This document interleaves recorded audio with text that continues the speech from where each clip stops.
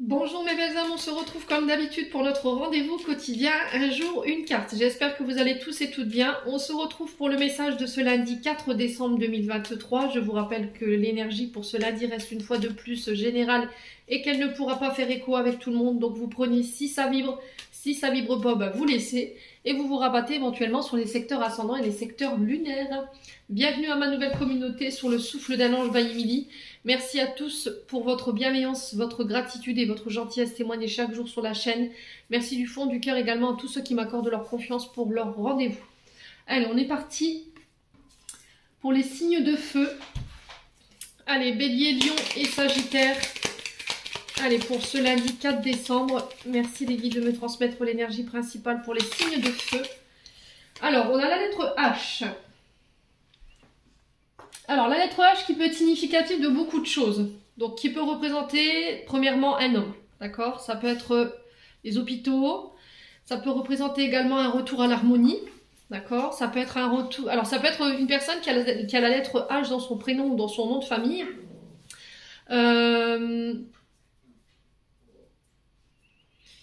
Alors, ici, les signes de feu. Il y a eu une période d'isolement pour vous. Il y a eu une période de retrait. Une période de... Alors, mais j'ai l'impression que c'est un retrait qui a dû être fait seul. D'accord? Il y a eu peut-être un break.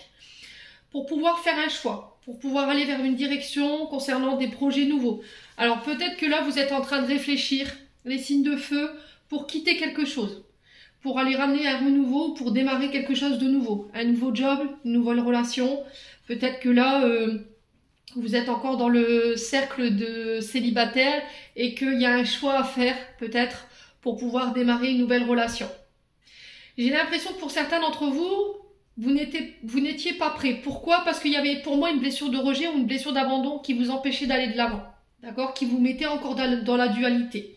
Ça pouvait être une blessure de rejet ou d'abandon qui était post-utérin. C'est-à-dire que vous étiez encore dans le ventre de votre maman et peut-être que vous avez vécu en fait les émotions de votre maman par rapport à ce rejet ou cet abandon. Peut-être que votre père est parti ou peut-être après la naissance de votre naissance, votre père ou votre mère elle est partie. D'accord? Il y a eu un abandon ou un rejet.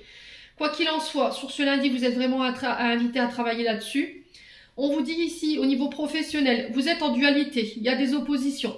Vous êtes entre deux, vous avez le cul entre deux chaises concernant quelque chose de nouveau que vous voulez mettre en place, sauf que vous tergiversez. Vous tournez en rond, mais vous ne faites pas de choix. Et ça concerne un renouveau, des nouveaux projets que vous voulez mettre en place. Ça peut être aussi la conception d'un enfant, vous voyez, parce qu'on a la naissance, et la naissance, c'est souvent la conception d'un enfant. Donc, il va falloir communiquer ici. Pour certains d'entre vous sur ce que vous décidez, d'accord? Il va falloir vraiment être clair dans vos intentions, dans vos choix et dans votre prise de décision. Qu'est-ce que je fais? En tout cas, c'est ce que j'entends. Qu'est-ce qu'on fait? Où on va? Vous voyez, vous êtes un petit peu perdu, je sais pas, je sais plus. Je vais vers ce renouveau, mais il y a le fait de communiquer là-dessus. Et une fois que vous aurez communiqué là-dessus, pour moi, j'ai le triomphe, j'ai la victoire, j'ai la réussite. Si vous avez des choix à faire sur ce lundi concernant des projets nouveaux, après une période de solitude, après une période de, voilà, où on a tergiversé, on a tourné en rond, il y a une période de retrait, une période de rejet aussi, une période où on s'est senti un petit peu seul, abandonné de tous, vous trouvez les solutions et vous communiquez clairement sur ce que vous désirez ici, les signes de feu. Ouais. Moi, j'ai des communications qui mettent fin à un stress ici, hein, d'accord? Des communications vers une réconciliation. On sent que ça fait un long moment que vous êtes dans ça. Les signes de feu. Pour certains d'entre vous, si vous étiez éloigné de votre partenaire amoureux, pour moi, il y a une réconciliation. Ouais, alors peut-être que c'est votre partenaire qui s'est éloigné de vous en ce moment ou qui s'est... Alors oui, éloigné de vous parce que il y avait des choses à régler, il n'y avait plus de communication. Parce qu'il y avait des choses à régler sur une blessure de rejet et d'abandon concernant sa naissance. Donc laissez-lui le temps, les signes de feu, de régler ce qu'il y a à régler. Ne la brusquez pas, ne le brusquez pas, sinon vous allez le faire fuir.